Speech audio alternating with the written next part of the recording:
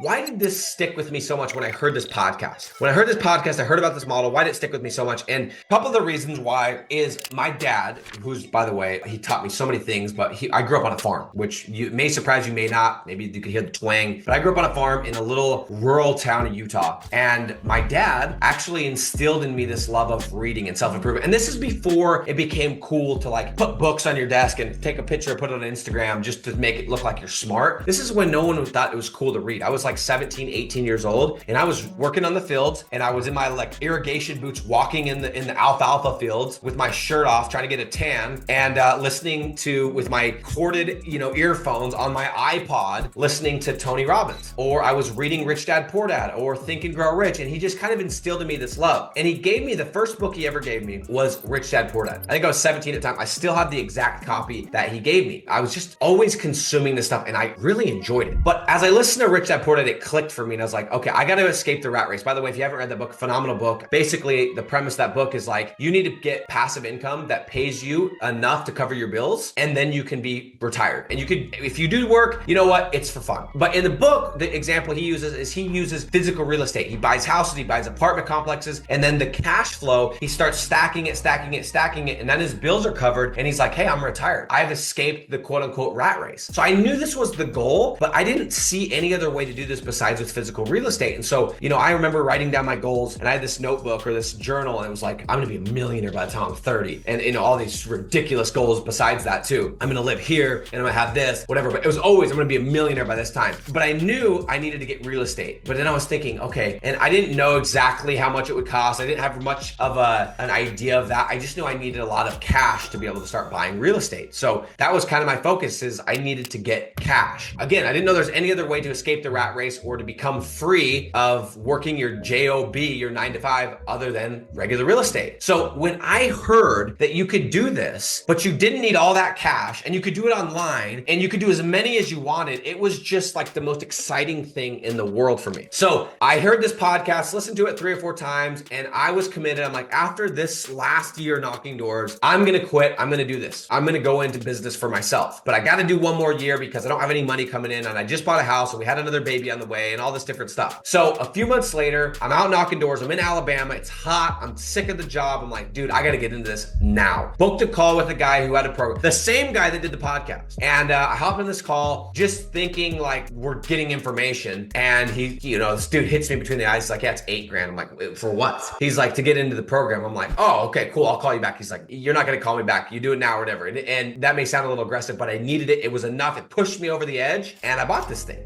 And that is how I started my journey into this world. Guys, that was 8 years and many millions of dollars ago. And I have made all the freaking mistakes in the book. Since then, when I first started, I went into the wrong cities and the wrong niches. I structured deals incorrectly and lost hundreds of thousands of dollars. And if you consider and you take into consideration my ad spend, I've lost millions of dollars. I've got stiffed out of tens of thousands of dollars from dishonest people that owed me money, that had contracts signed that wouldn't pay me. I had contracts in place. I did everything right, and we got stiffed on multiple occasions. One of the companies went out of, just completely filed bankruptcy. Another company just flat out refused to pay us, and there's nothing I could do. There just wasn't. I've hired and fired the wrong people. I've almost quit twice. In 2019, I almost quit this business model because I was so frustrated and I couldn't quite figure this out because there was a couple missing pieces. Finally, in 2020, I figured it out, made my first 7 figures, did the same thing in 2021, but this time about $1.45 million. And again, all from doing the business model, not from selling how to do it.